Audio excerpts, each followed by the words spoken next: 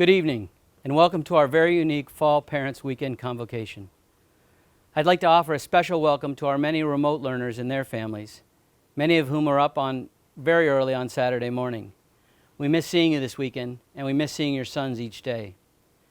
Today's convocation is an exciting event in which we get to demonstrate what we do best, and that is celebrating students and their achievement and honoring our core values. Convocation is indeed a wonderful tradition, and we are all so pleased to be with you in this virtual format and world. In a minute, it will be my pleasure to make way for my esteemed colleague, Mr. Ronan Mokriski, Salisbury class of 1990. And I know that he has some interesting thoughts to share with us in marking this glorious event. Mr. Mokriski is in his 25th year of service on the faculty at Salisbury and has supported the school in important leadership roles during his tenure, including Dean of Faculty and History Department Chairman. Currently, he is Dean of International Students and a beloved and popular teacher of history, educating students in the 3rd form all the way to the 6th. He is also known throughout New England as the top 3rd soccer coach around, and his players over the years will attest to this enthusiastically. Ronan is one of our very best, and I know he will dazzle us with his talk. After this, we will turn to the academic recognition segment of the ceremony, and we have a plethora of book prizes to deliver to many deserving students. The academic department chairs, academic deans, and Associate Headmaster Bobby Wynn will assist in this awesome showcase of intellectual might. Individual class prizes for each form, improvement awards, first scholars, and 6th form book prizes are all being conferred tonight. And may I say a hearty congratulations to our scholars in advance. Before I hand over the reins to Mr. Mokriski, I'd like to take just a brief moment to share my own thoughts on the world and the challenges that our boys face today and what we can do to best prepare them to be happy, healthy, and successful in their lives as Crimson Knights here on the Hilltop and later during their college years and adulthood.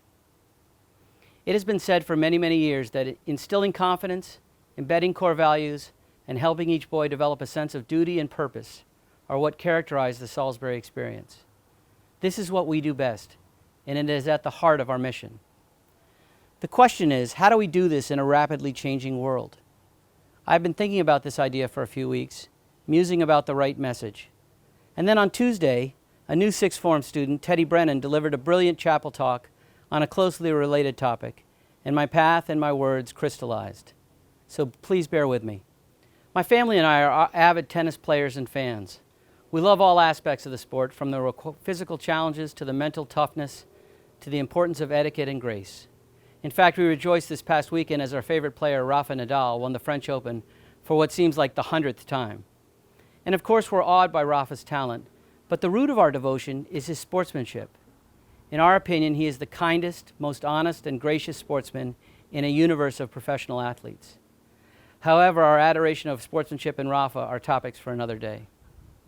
While I hate to draw attention to my age, I fondly remember another Grand Slam champion from the 80s and 90s. His name is Andre Agassi. Agassi was admittedly a brash and sometimes outrageous sportsman, but a supremely talented player. During the height of his career, he starred in a television ad for Canon cameras, the theme of which was, "Attitude is everything." Attitude is everything. Probably a more relevant statement in 2020 than ever, don't you think? The world today is a very, very complex place. Some say it is on fire, and I agree with that assessment, both literally and figuratively.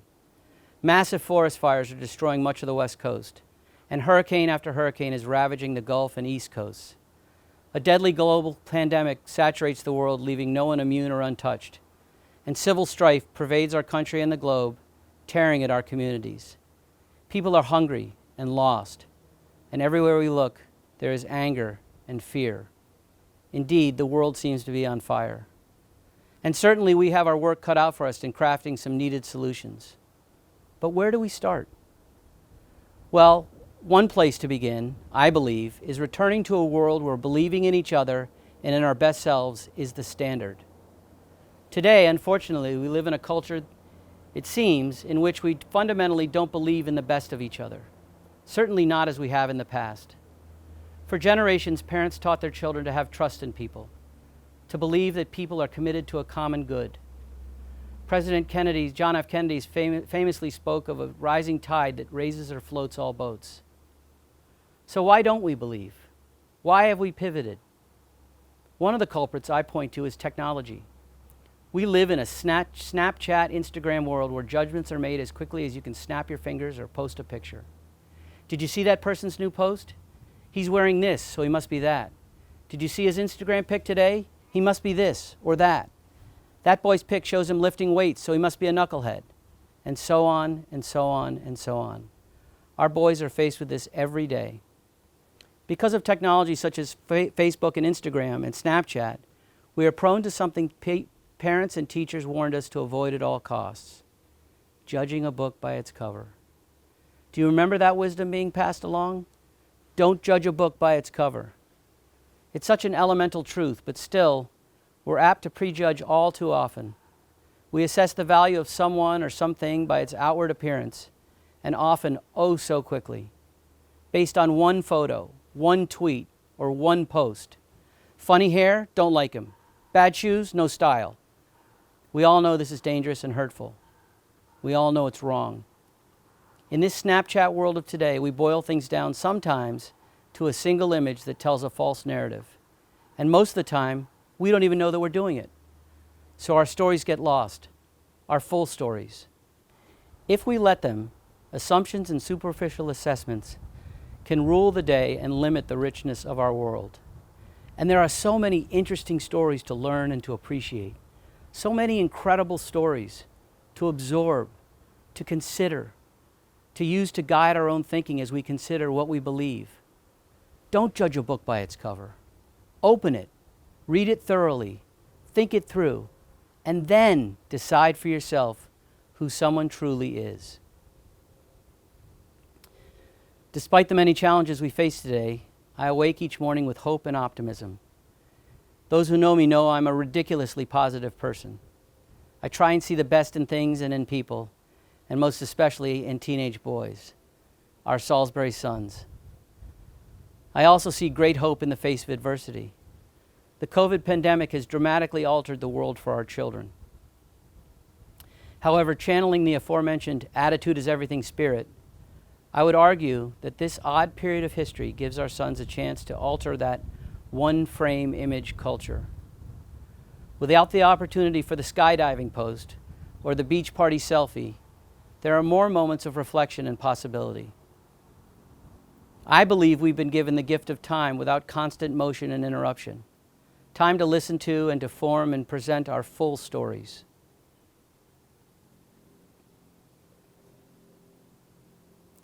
I've always known in my heart that Salisbury School is an oasis, a paradise for boys in their adolescent journey.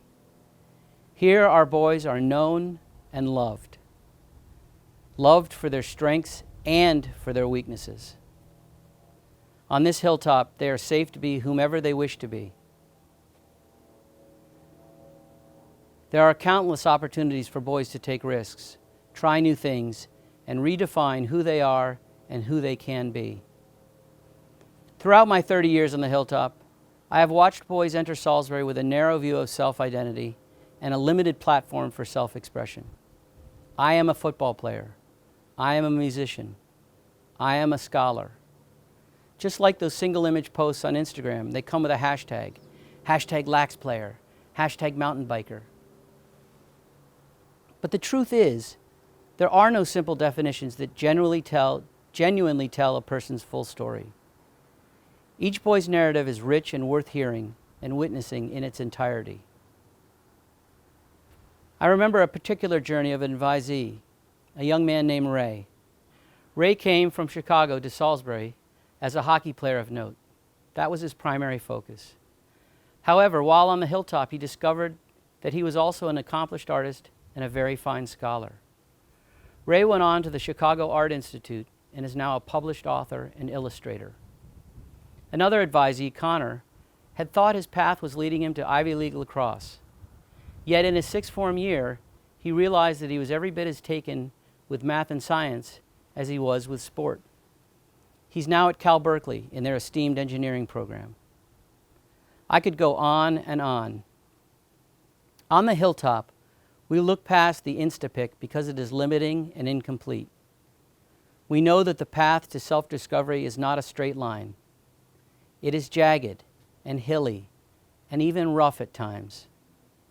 We also know that the obstacles and novel experiences are critical for shaping who we become. Salisbury boys feel accepted and supported.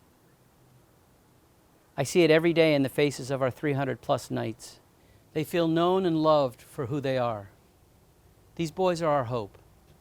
Boys from myriad backgrounds representing families from all over the country and all over the globe. Bright and talented. Boys of promising character, here to go the journey together. We bear witness to their journey. We listen to their stories. They are our future. Boys, always remember, attitude is everything. Believe in the best in others. And take the time to read the book from cover to cover. Learn the full story. Live with this spirit, this grace. Do this and you will promote a better, kinder, and more peaceful world. That is my message for today. And now it is my pleasure to introduce Mr. Ronan Mokriski. Have a wonderful evening, and thank you again. So how do you give a pandemic parents' weekend convocation address? The minute Chiz asked me, I sprinted down the archives and Dr. Rosano and I scoured every file. But unfortunately, we lost the transcript from the October 1919 version. I looked to the past because the world's been here before. In 1919, we were suffering through a global pandemic and the heavy trauma that accompanied World War I. Because I need to find a way to address this moment. Any speech that ignored the past 8 months would have been criminal. And these past 8 months have been scary, flat out scary. I struggled. I managed because I found things to fend off the despair, to help keep me sane. The first is our pandemic dog. We got a little Havanese. My family wouldn't allow me to call it like a cool ancient history teacher name like Sargon and Genghis. I was barely able to salvage Leonidas, but only because they all agreed they could shorten it to Leo. Marriage and family are all about compromise. But Leo kept us sane. The other thing that helped me keep sane was I finally realized a 5-year dream and got to see Hamilton. Thank you, Disney+, but more on that later. The last thing that kept me sane in a world gone insane was the constant hope that we'd have what we have right now, and that's a campus full of students. Because now in this moment, this community represents something more than simple sanity. This community working, playing, coming closer in this time of social distance, and finding common ground in this time of political division represents something larger, something we need now, more important than sanity. It embodies hope. Because at this turbulent inflection point in our nation's history, how we're going to come out of it is not at all clear. One thing I could assure you, however, it's not going to be determined by my generation. It's going to be accomplished by the Salisbury men that are here right now. Our history department has always stated that one of our goals is to prepare you boys to be responsible citizens. I'm 49 years old, and I can confidently say never in my lifetime does our country need a responsible citizenry more than we do right now. Because in order to survive, Americans are going to have to learn new ways of being Americans. So the work we do here in our classrooms with you is a passageway or even a guidepost to a better future for all of us. And that has been a blessing, and for that I thank you. One observation we've learned in this work is that conflict does not demand resolution. Conflict is messy. It always has been. History is messy. And there's no one true version of this history. That makes our task more difficult, and yes, more important. Another lesson from history is the moment we're in right now is rare. We need to seize it now because who knows how long it'll be before there'll be another one. Yet this thought leaves me hopeful for the simple reason that I've witnessed what all of you are willing to do this fall. Walking alongside you, I could definitively state that you're ready. You're ready. Your teachers see it. Your coaches see it. This community sees it. You're ready to do this work, to live in this time, and to lead us to a better future. And you are desperate to do so. You have a resiliency that many in my generation never had to develop. You have a strength born out of experience. You have an urgency about you, a self-advocacy that drives you to know, to understand, let's do this attitude that I have rarely seen in years past.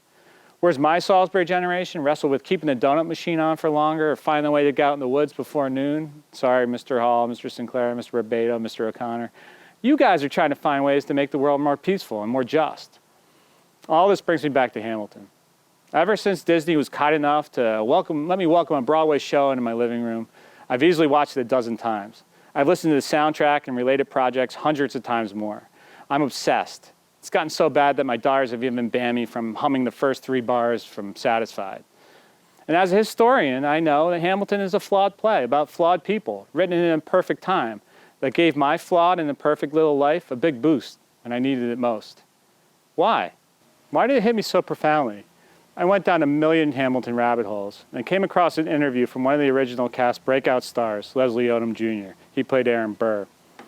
At the end of one of his performances, an 8th grade African-American girl from the audience found him and said, "How does it feel to participate in the celebration of these flawed men?" Odom replied, "Look at it from my perspective. The first time I saw Hamilton, for the very first time in my life, I saw 4 people of color standing on the stage singing about friendship, loyalty, and freedom. That's where I am. But you know what's even better? I can't wait to see where you take us. Because where you are right now is different from where I was. Because history is all about expanding our historical irises." Historical irises. I love that metaphor. Historical irises. As Americans think about that, what an invitation it is to shape our own history. Let's look at our history and all our histories to expand our vision and perspective with the shades and colors that have contributed to the creation of America. Those shades and colors and shadows and lights that have been overlooked. Let's start in our own backyard. Let's start in our northwest corner, the Berkshires, Salisbury School. Our irises are expanded by the stories and bravery of our international students who have committed to this community in this time of uncertainty and monumental hurdles. They show us what it means to make the difficult journey from one culture to the next and how that journey is about hope and promises found when they commit to this community.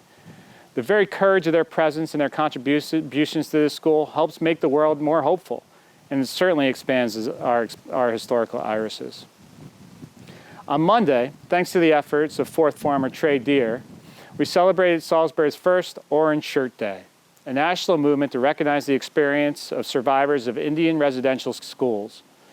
Trey and his cousins put lessons together for us to see and to expand our irises, our historical understanding of something that many of us never knew because we'd never heard of it.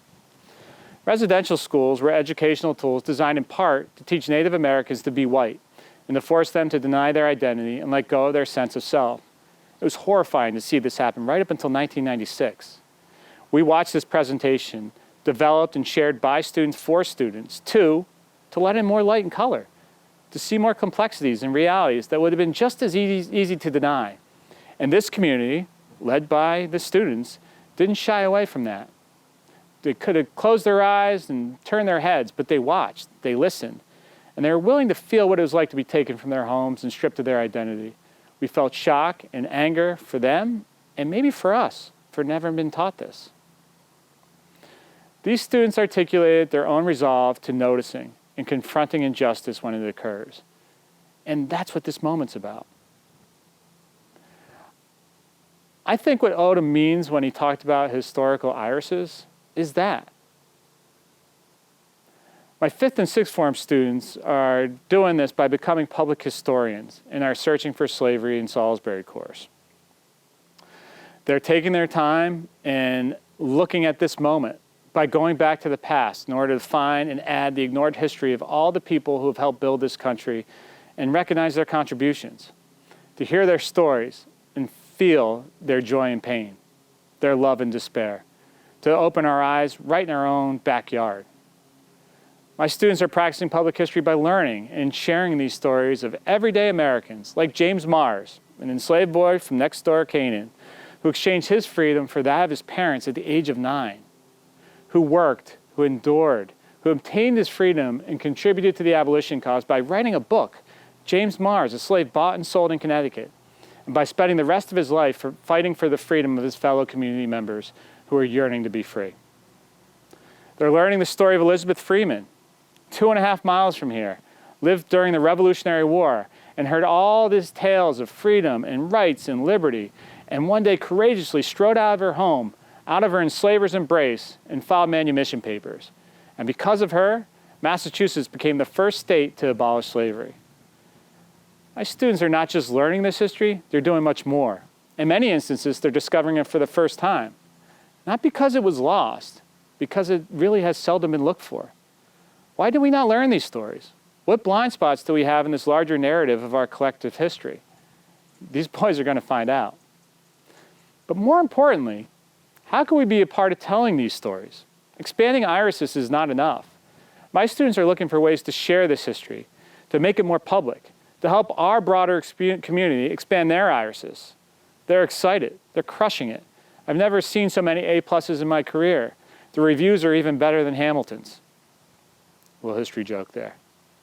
Because all of this is about expansion. This type of learning, of sharing, creates a community, and it's a community that's committed to one another and committed to a better world that only improves with the light from all these stories. Our boys are searching for common ground in order to work through the messiness to embody the more hopeful future. They're well on their way, and I and my colleagues are blessed to walk alongside them. Thank you.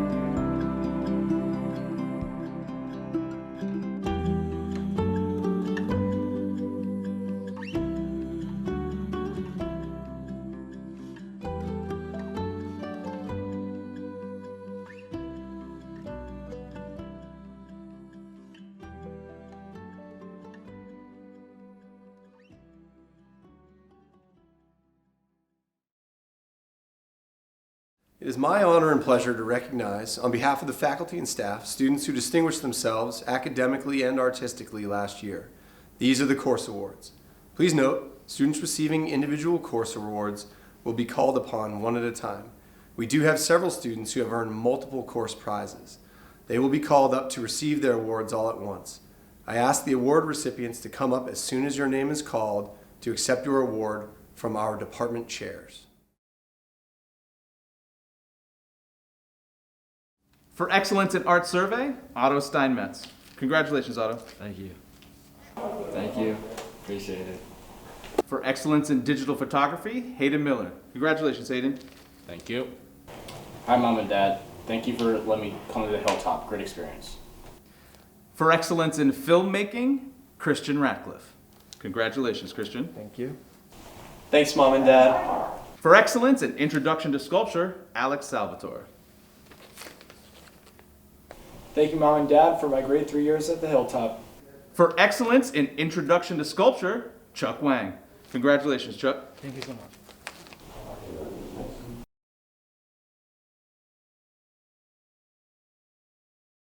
For excellence in AP English Language, Peter Gottsagen. Congratulations, Peter. Thanks for all my teachers and advisors and coaches for working with me so I can succeed on the Hilltop.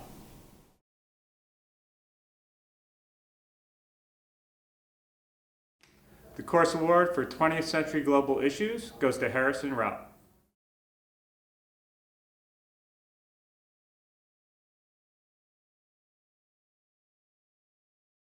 For excellence in Algebra 2 honors, James Yang.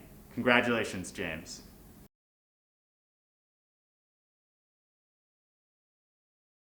For excellence in Calculus 1, Zach Taylor. Congratulations, Zach. Thank you. Just want to thank my parents for being there for me every step of the way. Thanks, Mom and Dad. For excellence in pre-calculus, Jake Metcalf. Congratulations. Thank you, Mr. Mayor, and thank you, Mom and Dad, for giving me this award. This book prize is awarded to James Vu for excellence in pre-calculus. Congratulations, James.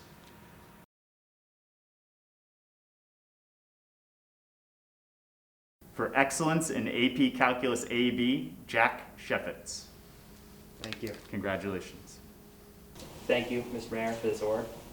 For excellence in AP Computer Science A and AP Calculus BC, this book prize is awarded to Brian Suh. Congratulations, Brian. Thank you, Mr. Beatty. Thank you, Mr. May.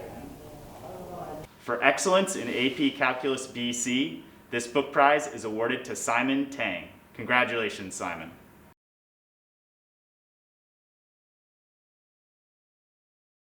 For excellence in AP Computer Science A, this book prize goes to Christopher Lowe.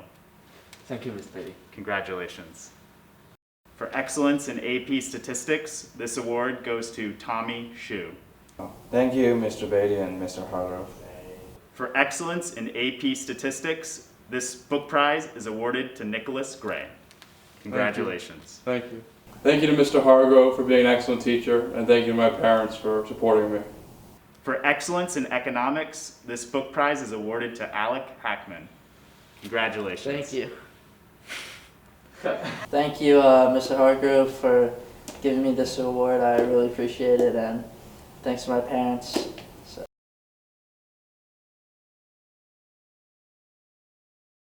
The book award for Classical Ensemble goes to Lucas Cohen. Hi, Mom. Thanks for letting me come to Salisbury. Recognized for his work with the Jazz Ensemble, Ethan Chung. Congratulations, Ethan.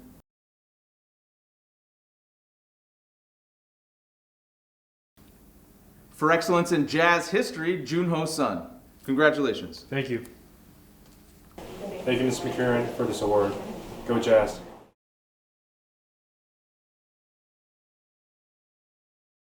The course award for chemistry goes to Tim Huber. Congratulations, Tim. Thank you. Thank you, Mom and Dad, for giving me this opportunity. Go Knights. For excellence in honors chemistry, John Cow. Congratulations, John. Thank you. Thank you, Mr. Colling, for giving me this award.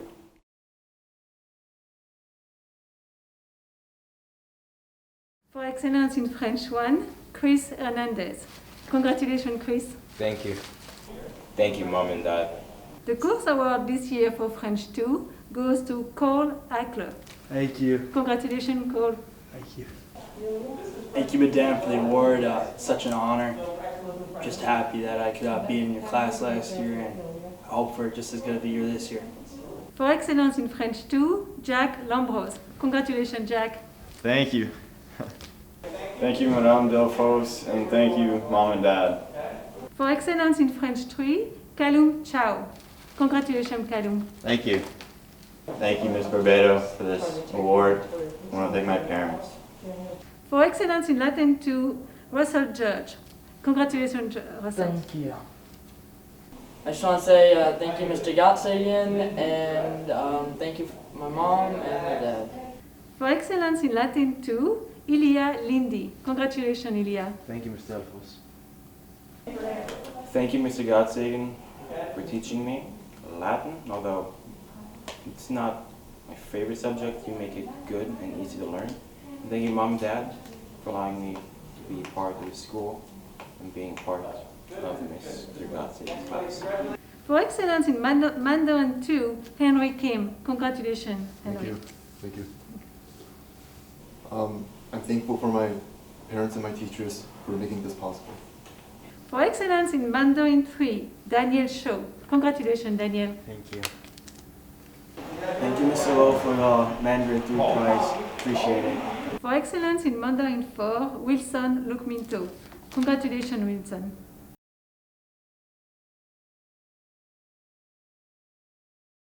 For excellence in Spanish 2, Eric Bokish. Congratulations, Eric. Thank you. I want to thank my parents, just giving me the chance to be here and getting my support. For excellence in Spanish 2 honors, James Booth. Congratulations, James.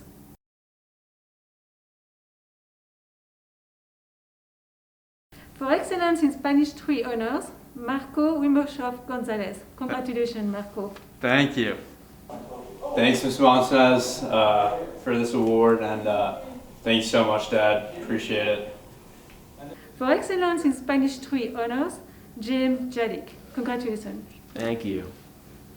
Thank you, Ms. Montanez, for giving me this award. For excellence in Spanish 4, Ethan Strug. Congratulations, Ethan. Thank you. Gracias, Senora Martinez, and thank you for my parents for giving me the ability to be here. The course award for Spanish 4 honors is Daniel Newman. Congratulations, Daniel. Thank you. All right, thank you, Mom and Dad, and thank you, Miss Phillip, for this award. It is now my privilege to recognize those students who have been awarded multiple course awards for outstanding achievement in more than one discipline. I will read each award and then present the students the gifts. For outstanding achievement in Spanish 1 and Chemistry honors, it's my pleasure to award these book prizes to Yannick Ast. Congratulations, Yannick. Thank you. Thank you so much, Mr. Calling, for having me in your chemistry honors class. It was a great year. And especially a great thanks to Mr. Avery for making me have a great year in Spanish 1. It is now my honor to present Jacques Barzon with the book prizes for digital photography and printmaking. Congratulations, Jacques. Thank you so much. Thank you so much for the award. It means so much. Thank you. For excellence in French 6 and Jazz Ensemble, Paul Farragut. Thank you, Mr. Wing. Thank you, Ms. Delfos and Mr. McCarran, for these wonderful awards. For outstanding work in woodworking and French 4, it's my honor to award these to Scott Fulton. Thank you. I'd like to thank Ms. Delfos and Mr. McKee for these awards. It is my honor and privilege to award the 2 book prizes for Writer's Journey and Spanish 2 honors to Charles Gow. Congratulations, Charles.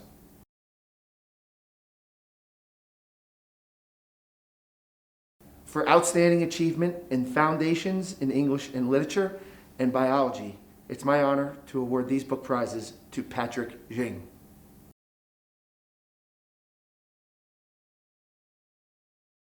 For excellence in AP French and AP Spanish, it's my honor to award these prizes to Max Lampy.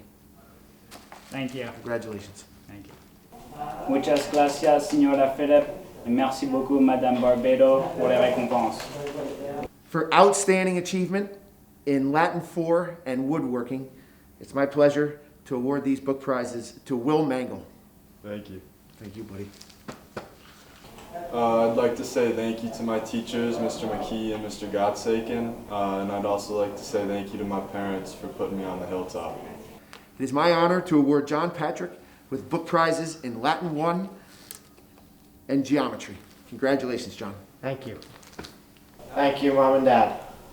For outstanding achievement in Mandarin 1 and multivariable calculus, it's my honor and privilege to award these book prizes to Brian Suh. Congratulations, Brian. Thank you. Thank you, Mr. Bailey. Thank you, Mr. Lowe. For outstanding achievement in biology honors and woodworking, it's my privilege to award these book prizes to Jackie Wong. Congratulations, Jackie.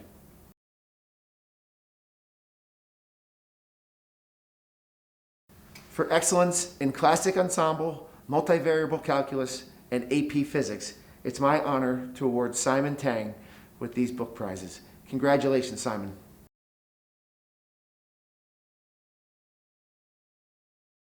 For outstanding achievement in ancient history, Mandarin 1, and painting, it's my honor to award Wu Jun Shim with these book prizes. Congratulations. Thank you. Thank you, Mr. Mokriski. Thank you, Mr. Lowe. Thank you, Ms. Mailer. And thank you, Mom and Dad. For outstanding achievement in Intro to Ceramics, AP Microeconomics, and Modes of Written Expression, it's my pleasure to award these book prizes to Barry Wu. Congratulations, Barry.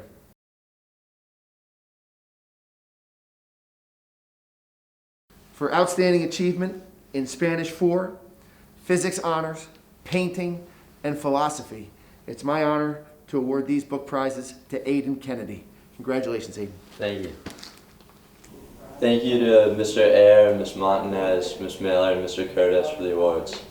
For outstanding achievement in AP Chemistry, Honors Pre-Calculus, World History, and World Religions, it's my honor to award these book prizes to Bob Zhao. Congratulations, Bob.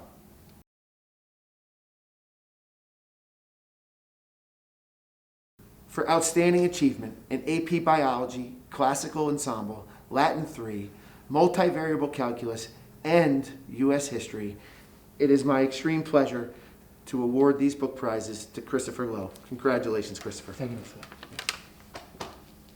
that. Thanks, Mr. Wang, for giving me these awards, and thanks all the teachers who helped me learn a lot last year, and thanks Salisbury School. At the end of each year, the faculty votes on 2 improvement awards for each form. One is based purely on calculating the academic average, while the second addresses holistic growth. We begin by awarding the academic most improved for last year's 3rd form. This year's recipient is Jude Grammer. Congratulations, Jude. Thank you. I'd like to thank Mr. Chandler for giving me the award, and I'd also like to thank my parents. The academic most improved student in last year's 4th form is awarded to Sean Egan. Congratulations. Thank you. I'd like to thank my family and friends back home for this wonderful award. The academic most improved student for last year's 5th form goes to Alexander Novak. Congratulations, Alex. Thank you. I'd like to thank my parents and Mr. Chandler for giving me the award for most improved of the 5th form. Now we turn to the overall most improved students. Last year, in the 3rd form, Jude Grammer was awarded this prize. Congratulations, Jude. Thank you. We had 2 recipients of the overall most improved for the 3rd form, and the second recipient is Ethan Liker. Congratulations, Ethan.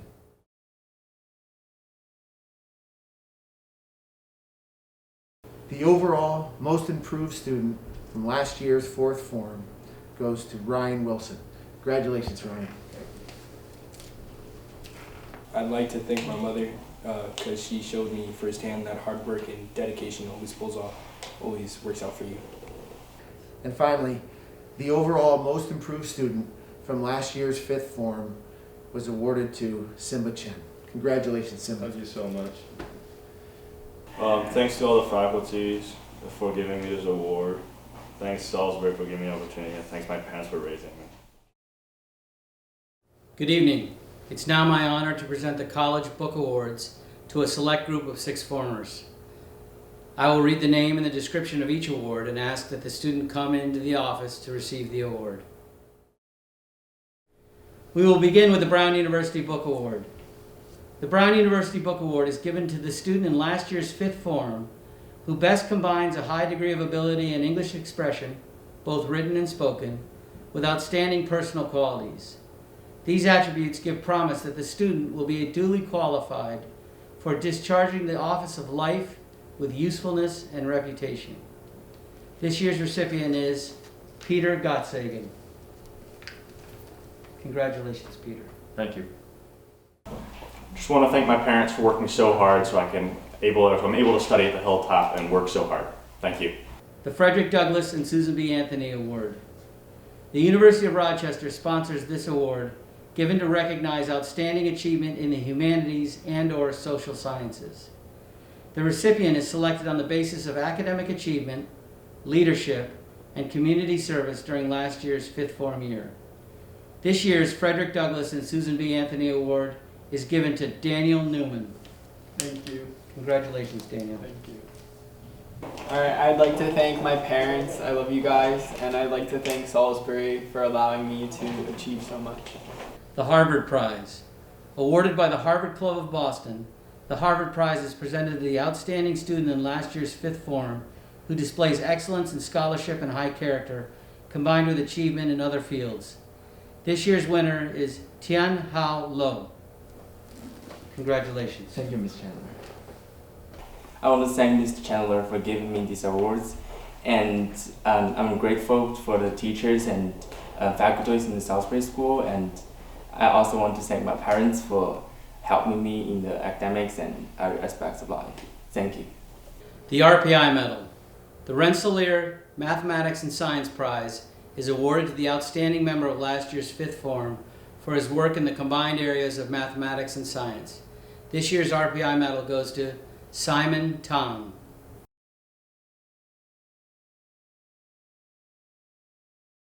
The Trinity College Book Award, awarded by the Trinity Club of Hartford, is given to a member of last year's fifth form in recognition of his high scholastic standing and his service to the school. The Trinity College Book Award is presented this year to Caleb May. Congratulations, Caleb. Thank you. I just want to thank the school, all the teachers, and all my fellow Knights for helping me along my journey and helping me get this award. The Wesleyan Book Prize. The Wesleyan University Book Prize is awarded to an outstanding student in last year's fifth form who has impressed the faculty with the high probability that he will dedicate himself to a lifetime of intellectual growth, as well as a deep involvement in the furtherance of the well-being of his community, ideals that are pillars of the Wesleyan University tradition. We are pleased to present the Wesleyan Book Prize this year to Jack Sheffitz. Thank you. Congratulations, Jack. Thank you for everyone who chose me for this award.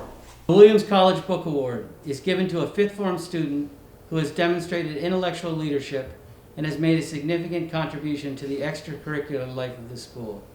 This year, the faculty has voted to honor Chuck Wong with the Williams College Book Award. Congratulations, Chuck. Thank you. 感谢我的父母和我的弟弟给予我所有的支持和帮助。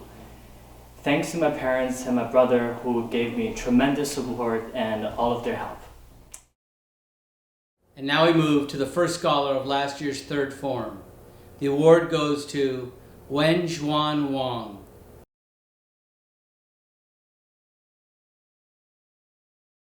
The top scholar in last year's fourth form, Ten John Zhao. Congratulations.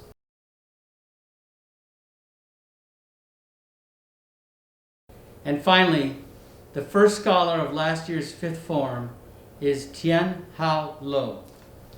Congratulations.